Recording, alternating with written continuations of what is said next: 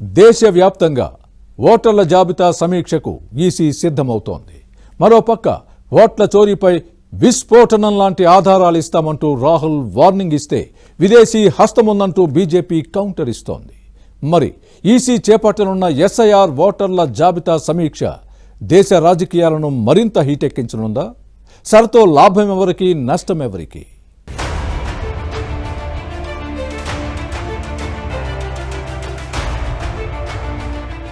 దేశవ్యాప్తంగా ఓట్ల చోరీ వ్యవహారం దుమారం రేపుతున్న వేళ భారత ఎన్నికల సంఘం తీసుకున్న కీలక నిర్ణయం ఇప్పుడు మరింత హీట్ రాజేస్తోంది. స్పెషల్ ఇంటెన్సివ్ రివిజన్ ఎస్ఐఆర్ ప్రక్రియను దేశవ్యాప్తంగా చేపట్టేందుకు ఈసీ సిద్ధమవుతూ ఉండటంపై పొలిటికల్ మంటలు రేగుతున్నాయి. సర్ను చేపట్టడానికి కేంద్ర ఎన్నికల సంఘం సమాయత్తమవుతోంది. ఈ క్రమంలోనే ఈ నెల 10న రాష్ట్రాల ముఖ్య ఎన్నికల అధికారులతో సీఈసీ జ్ఞానేష్ కుమార్ సమావేశం నిర్వహించి ఎస్ఐఆర్ సన్నద్ధతపై చర్చించారు. దేశవ్యాప్తంగా ఎస్ఐఆర్ ప్రారంభించాలన్న ప్రతిపాదనకు ఈ భేటీలో ఆమోదం తెలిపారు. అయితే త్వరలో అసెంబ్లీ ఎన్నికలు జరగనున్న బీహార్లో ఓటర్ల జాబితా ప్రత్యేక సమగ్ర సవరణపై ఇప్పటికే ప్రతిపక్షాలు అభ్యంతరం వ్యక్తం చేస్తున్నాయి. అర్హులైన ఓటర్ల పేర్లను తొలగిస్తున్నారని, అనర్హుల పేర్లు చేరుస్తున్నారని మండిపడుతున్నాయి. బీహార్ అసెంబ్లీ ఎన్నికల్లో మళ్లీ నెగ్గటానికి ఎస్ఐఆర్ పేరిట కుట్రలు సాగిస్తున్నారని బీజేపీ కూటమిపై ఆరోపిస్తున్నాయి. కానీ విపక్షాల అభ్యంతరాలను లెక్క చేయకుండా ఎన్నికల సంఘం ముందుకెళుతోంది.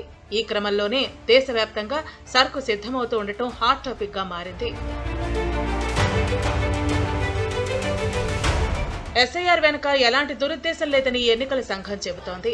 ఓటు వేసేందుకు అర్హత కలిగిన ప్రతి ఒక్కరి పేరును ఇందులో చేర్చేలా చర్యలు తీసుకుంటున్నామంది. సమగ్రమైన, స్పష్టమైన ఓటర్ల జాబితాను రూపొందించాలి అంటే ఎస్ఐఆర్ తప్పనిసరి అంటోంది. మరణించిన వారి పేర్లు, ఇతర ప్రాంతాలకు వలస వెళ్లిన వారి పేర్లు, డూప్లికేట్ ఎంట్రీలు, దేశ పౌరులు కాని వారి పేర్లు తొలగించడానికి ఓటర్ల జాబితా ప్రత్యేక సమగ్ర సవరణకు శ్రీకారం చుట్టినట్లు స్పష్టం చేసింది. అర్హులైన ఓటర్ల పేర్లను జాబితాలో చేర్చనున్నట్లు స్పష్టం చేసింది. ఇక ఎస్ఐఆర్ ప్రక్రియలో బూత్ స్థాయి అధికారులు ఇంటింటి సర్వే నిర్వహిస్తారు. ఓటర్లు పుట్టిన ప్రదేశాన్ని చెక్ చేస్తారని ఈసీ తెలిపింది. ఈసీ చివరిసారి నిర్వహించిన 2003 ఎస్ఐఆర్లో లేనివారు, ముఖ్యంగా 1987 జూలై 1కి ముందు జన్మించిన వ్యక్తులు పుట్టిన స్థలం, పుట్టిన తేదీకి రుజువు పత్రాలను తప్పనిసరిగా సమర్పించాల్సి ఉంటుందని ఈసీ తెలిపింది. బంగ్లాదేశ్, మయన్మార్ అక్రమ వలసదారులపై వివిధ రాష్ట్రాల్లో చర్యలు తీసుకుంటున్న వేళ ఈ పరిణామాలు ప్రాధాన్యం సంతరించుకున్నాయి. కాగా పశ్చిమ బెంగాల్, కేరళ, అసోం, తమిళనాడు, పుదుచ్చేరి వంటి కీలక రాష్ట్రాల అసెంబ్లీ ఎన్నికలకు ముందు ఎస్ఐఆర్ ప్రక్రియకు ప్రాధాన్యం సంతరించుకుంది. కాగా ప్రతిపక్షాల ఆందోళనలు, అనుమానాల నేపథ్యంలో సవరించిన ఓట్ల జాబితాలతోనే ఈ రాష్ట్రాల్లో నిర్వహించడానికి ఈసీ ప్లాన్ చేయడం చర్చకు దారితీస్తోంది. మరోవైపు ఓటు చోరీ అంశం ఇండియా కూటమి, ఎన్డీఏ కూటమి మధ్య మాటల మంటలు రేపుతోంది.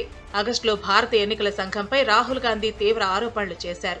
ఓట్ల దొంగతనంలో ఈసీ నేరుగా భాగస్వామి అయిందని ఆరోపించారు. అటు బీహార్లో ఓటరు అధికార యాత్ర చేపట్టారు. ఇప్పటికే హైడ్రోజన్ బాంబ్ లాంటి రుజువులు పేలుస్తానంటూ సవాల్ విసిరిన రాహుల్ గాంధీ త్వరలో విస్ఫోటనం సృష్టించే ఆధారాలు ఇవ్వబోతున్నామంటూ కీలక వ్యాఖ్యలు చేశారు.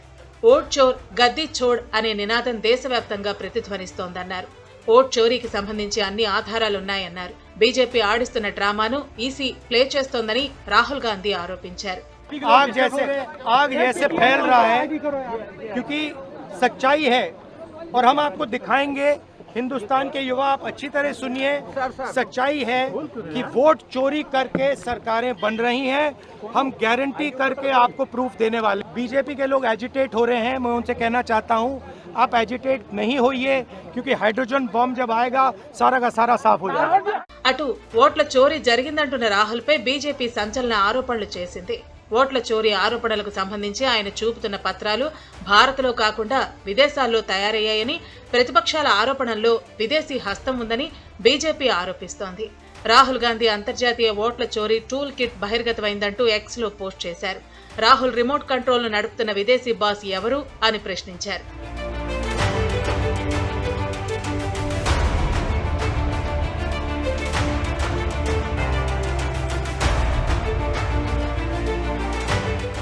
స్పష్టమైన జాబితా కోసమే అంటున్న ఎన్నికల సంఘం ఎస్ఐఆర్ కు సర్వం సిద్ధం చేస్తుంటే ఓట్ల చోరీపై యుద్ధం ఉధృతం చేస్తామంటూ రాహుల్ సమర సంఘం పూరిస్తున్నారు. మరోవైపు ఆడలేక ఓట్ల మీద వంకలు అంటూ బీజేపీ నేతలు కౌంటర్లు ఇస్తున్నారు.